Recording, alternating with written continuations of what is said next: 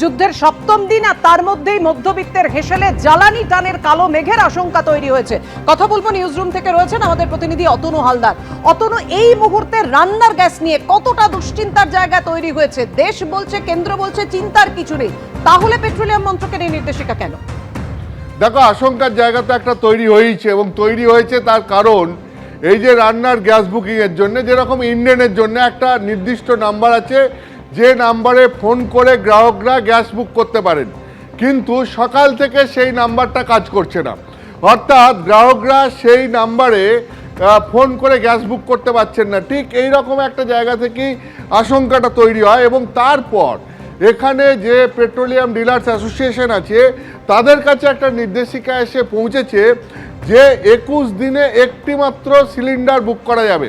অর্থাৎ 21 দিনের ব্যবধানে একটা সিলিন্ডার বুক করতে হবে, তার মধ্যে আর অন্য কোনো সিলিন্ডার বুক করা যাবে না। আগে এই পুরনো নিয়ম ছিল, এই পুরনো নিয়ম আবার ফিরে এলো। ঠিক এই যে পশ্চিম এশিয়ায় যুদ্ধ চলছে এবং সেই যুদ্ধ চলাকালীন এই রান্নার গ্যাসে এই নিয়ন্ত্রণ ফিরে আসা, সকাল থেকে বুকিং নাম্বার কাজ না করা, এই সমস্ত ঘিরে একটা সাধারণ মানুষের মনে আশঙ্কা তৈরি হয়েছে যে তাহলে কি এই যুদ্ধের প্রভাব তেল এবং গ্যাসের ওপর পড়তে চলেছে। হ্যাঁ, তার এই আশঙ্কা করার বেশ কিছু কারণ রয়েছে, যদিও সরকারের তরফ থেকে বলা হচ্ছে যে এখনই আশঙ্কার কোনো কারণ নেই, কারণ পর্যাপ্ত পরিমাণে তেল এবং গ্যাস মজুত রয়েছে। কিন্তু যেটা দেখা যাচ্ছে সরকারের বিভিন্ন পদক্ষেপ, তাতে এটা বোঝা যাচ্ছে যে সরকার গোটা বিষয়টাকে আগে থেকেই নিয়ন্ত্রণে আনতে চাইছে। সেই কারণে যে এই 21 দিনের ব্যবধানে একটি গ্যাস সিলিন্ডার বুক করা যাবে, অন্যদিকে রান্নার গ্যাস সাধারণ আমজনতা যেরকম 21 দিনে একটা সিলিন্ডার পাবেন, অন্যদিকে আবার বাণিজ্যিকভাবে যে গ্যাস সিলিন্ডারগুলো বিক্রি হয় বাজারে, সেগুলো মধ্যে একটা নিয়ন্ত্রণ আনার চেষ্টা চলছে।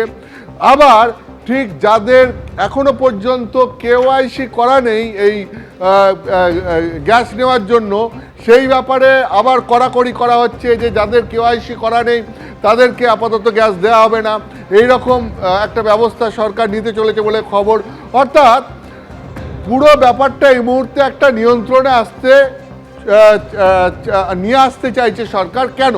তার কারণটা হচ্ছে, এক, হরমুজ প্রণালী, সেখান দিয়ে সারা বিশ্বের 25% ক্রুড অয়েল আসে, তার মধ্যে আমাদের ভারতবর্ষে যে ক্রুড অয়েল আসে তার অন্তত 50% এই হরমুজ প্রণালী দিয়ে আসে। সেই হরমুজ প্রণালীতে 37টা ভারতের জাহাজ আটকে আছে, যা নিয়ে এখনও কথাবার্তা চলছে ইরানের সঙ্গে। কারণ ইরান বলেছে যে সেই হরমুজ প্রণালী দিয়ে তারা রাশিয়া এবং চীন ছাড়া অন্য কারো জাহাজ যেতে দেবে না। ফলে সেখানে এই যে মজুদ তেল যে আসবে, যে তেলের যে সাপ্লাই আসবে, সেটা বন্ধ হয়ে আছে। অন্যদিকে রাশিয়ার সঙ্গে কথাবার্তা চলছে তেল নেওয়ার, কিন্তু সেই কথাবার্তা এখনো পূর্ণাঙ্গ রূপ নেয়নি, অর্থাৎ এখনো তেল আসতে শুরু করেনি। আন্তর্জাতিক বাজারে তেলের দাম প্রায় 15% বেড়ে গেছে।